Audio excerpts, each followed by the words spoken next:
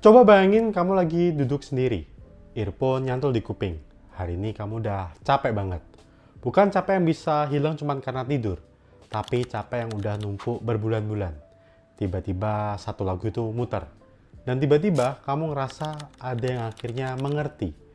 Bukan orang tua kamu, bukan temen kamu, bukan juga pacar kamu. Tapi satu orang yang bahkan nggak tahu kamu ada di dunia ini. Namanya adalah Bhaskara. Dan banyak orang kenal dia sebagai Hindia. Di video ini kita bahas sesuatu yang mungkin udah lama kamu rasain, tapi belum pernah kamu pertanyain. Kenapa musik Hindia itu terasa kayak tahu hidup kamu? Kenapa setiap kali galau, yang nyala pertama di playlist adalah lagu dia? Dan kenapa di tahun 2026 ini relevansinya itu makin kuat? Jawabannya bukan cuma soal selera musik.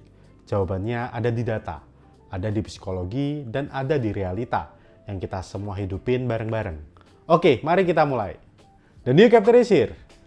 Hari ini kita akan bahas mengapa Gen Z sangat menyukai lagu dari Hindia. Siapa Hindia?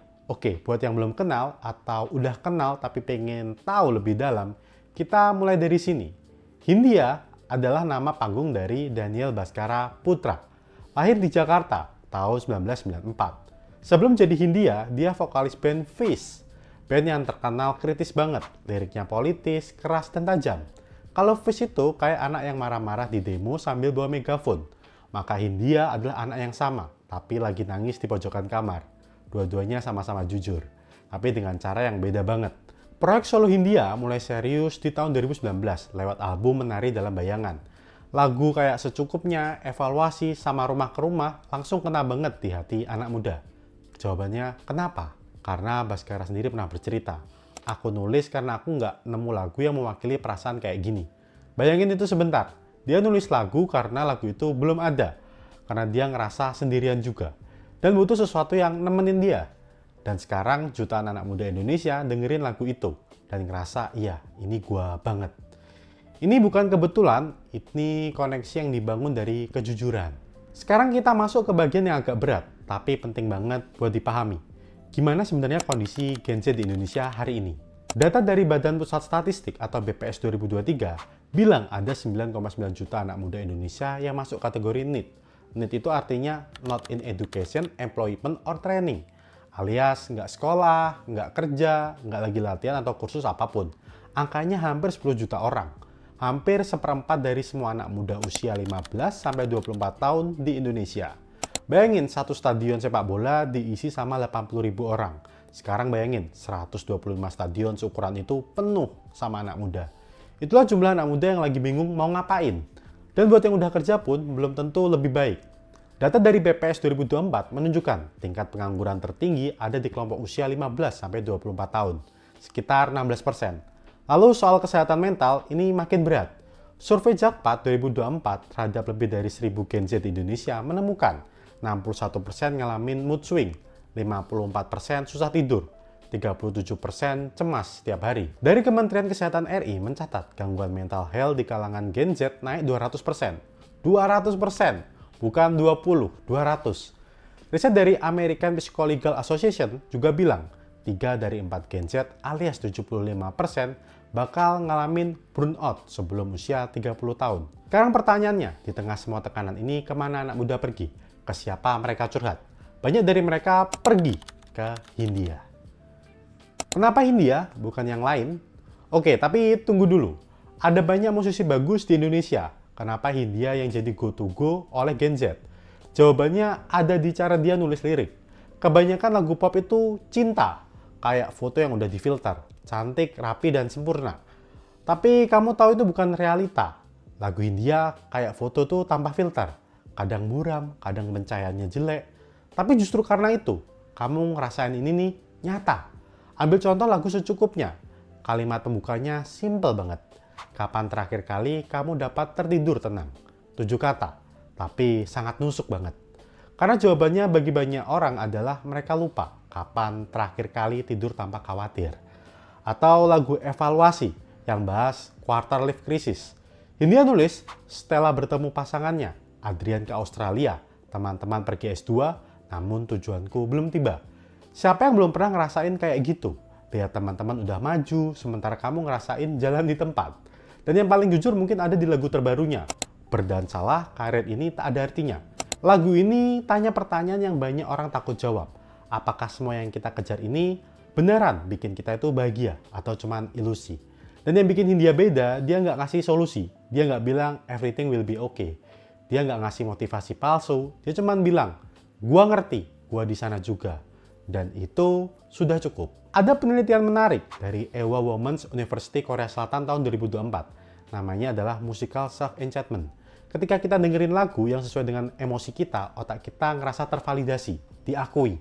Dan itu ngebantu kita regulate emosi jauh lebih baik dari sekedar ngomong sama orang lain.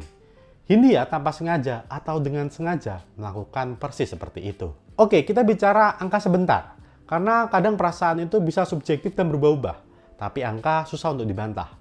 Lagu Rumah ke Rumah milik Hindia sudah di streaming lebih dari 576 juta kali. Debut single Evaluasi menembus 472 juta stream. Kalau satu orang dengerin sekali, itu lebih dari 2 kali jumlah penduduk Indonesia yang dengerin lagu itu. Di tahun 2025, Hindia masuk nominasi Anugerah Musik Indonesia atau Emmy Award, bersaing dengan nama-nama besar. Itu bukan cuma popularitas, itu pengakuan industri bahwa karyanya punya kualitas yang nggak bisa diabaikan.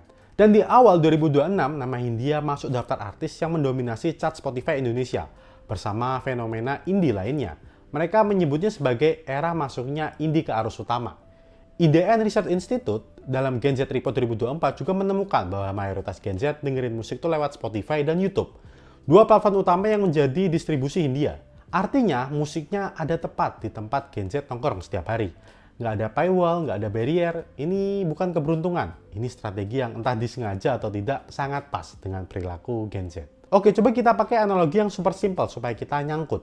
Bayangin kamu lagi sakit perut, parah banget nih. Dan kamu nggak tahu kenapa.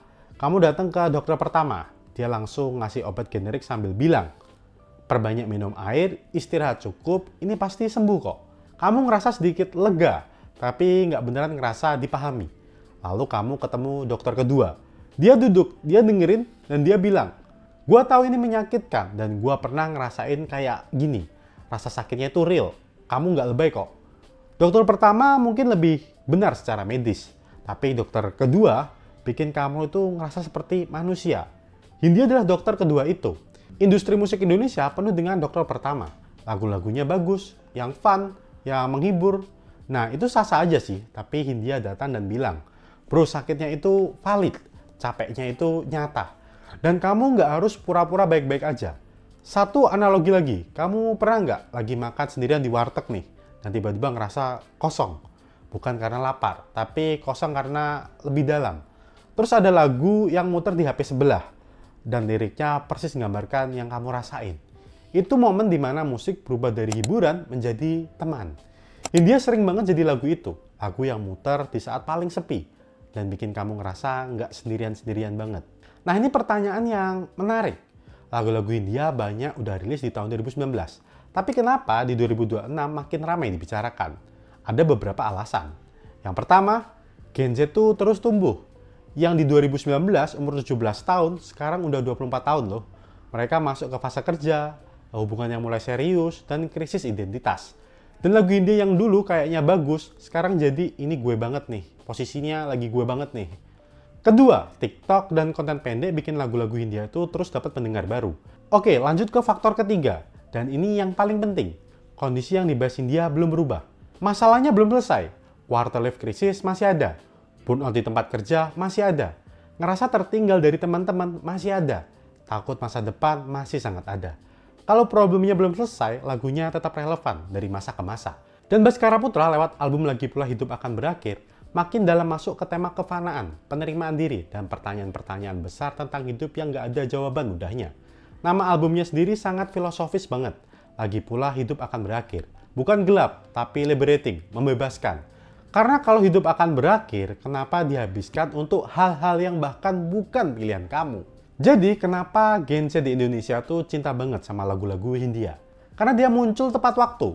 Di era ketika 10 juta anak muda bingung mau ngapain, di era ketika 61% Gen Z susah ngatur moodnya sendiri, di era ketika burnout udah jadi bahasa sehari-hari, Hindia hadir dan bilang, liriknya nggak harus rapi, hidup nggak harus terstruktur. Dan ngerasa hancur itu nggak berarti kamu itu gagal. Musik terbaik bukan yang paling teknikal. Musik terbaik bagi saya adalah yang paling jujur. Dan Hindia sangat jujur. Kalau kamu nonton ini dan relate dengan konten saya, berarti kamu nggak sendirian. Ada jutaan orang Indonesia yang dengerin lagu yang sama, di momen yang sama, dengan perasaan yang sama. Dan mungkin itu yang namanya karya besar. Bukan yang didengar oleh semua orang, tapi yang dirasakan oleh orang yang tepat, di waktu yang tepat. Oke, terima kasih guys sudah mendengarkan konten Mengapa Gen Z sangat menyukai lagu-lagu dari Hindia. Jangan lupa untuk like, subscribe, dan share ke teman-teman kalian supaya bisa menambah channel ini lebih besar lagi. Oke, see you on the next chapter.